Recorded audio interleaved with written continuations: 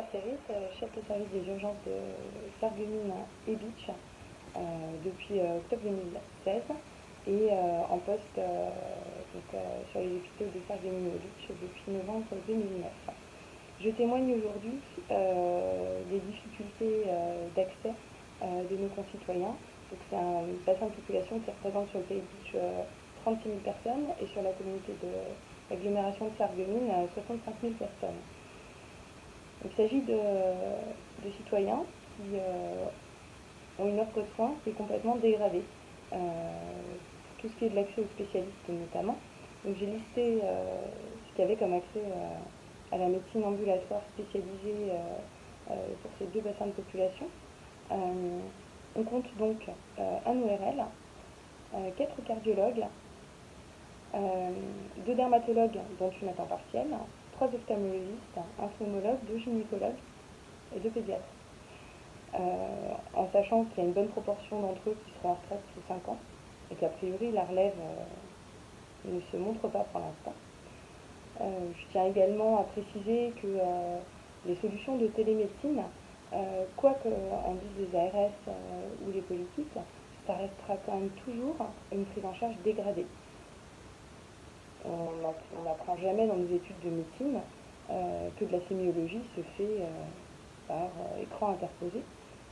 La sémiologie, c'est du contact, c'est toucher les gens, c'est leur parler, éventuellement l'importance de l'inspection avec la manière dont les gens rentrent dans une pièce.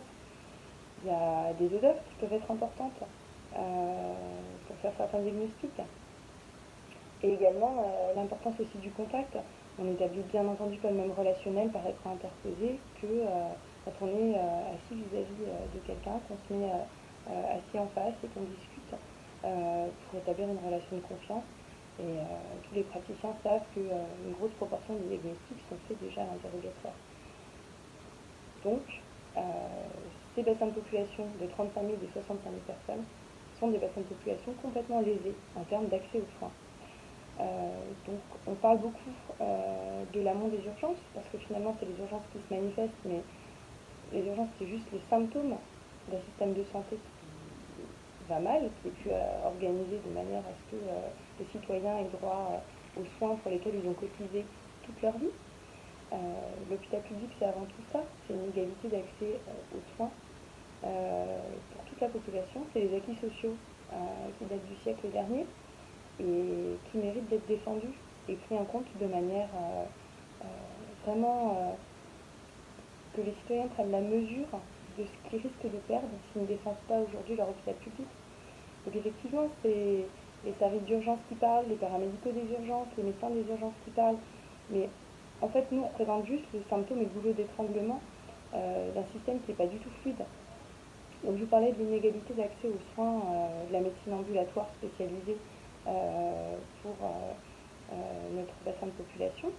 Pour ce qui est des médecins généralistes, en moyenne, ils ont entre 1300 et 1400 patients dans leur patientèle, alors que la CPAM reconnaît qu'une prise en charge adaptée par un médecin généraliste, c'est à peu près, pour qu'il y ait une prise en charge correcte et qu'ils puissent prendre le temps avec leurs patients et les suivre de manière régulière, 900 voire 1000 patients, mais pas plus. Donc on est également sinistré en termes de médecine générale, avec une bonne proportion également qui partira en retraite sans relève pour l'instant. Et de toute manière, quand la relève arrivera, il faut quand même être bien conscient que les jeunes médecins, ils font plus de 10 ans d'études, parce que par contre ça a bien fonctionné au niveau des facultés.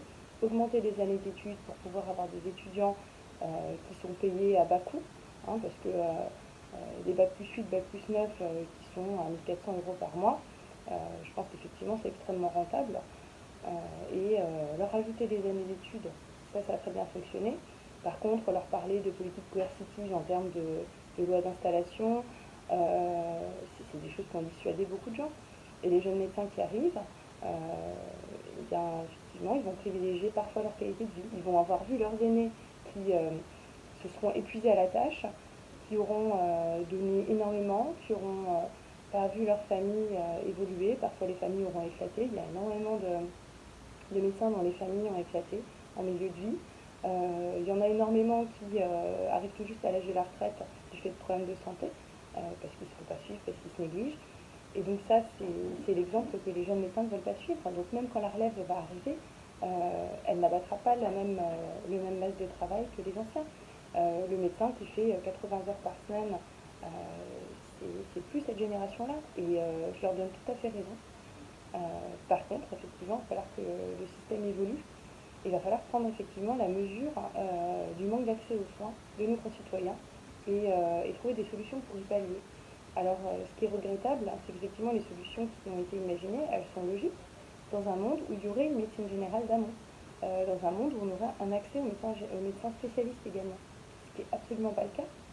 Euh, donc là, il faut vraiment qu'il y ait un dialogue avec les acteurs de terrain qui soit noué, et en fonction des régions également, parce qu'il y a des disparités locales qu'on ne peut pas négliger dans une politique de santé. Chez nous, par exemple, on parle de Laval. Alors Laval, pour ce qui est de la gériatrie, on a un service de gériatrie sur Sarreguemines et un sur Beach.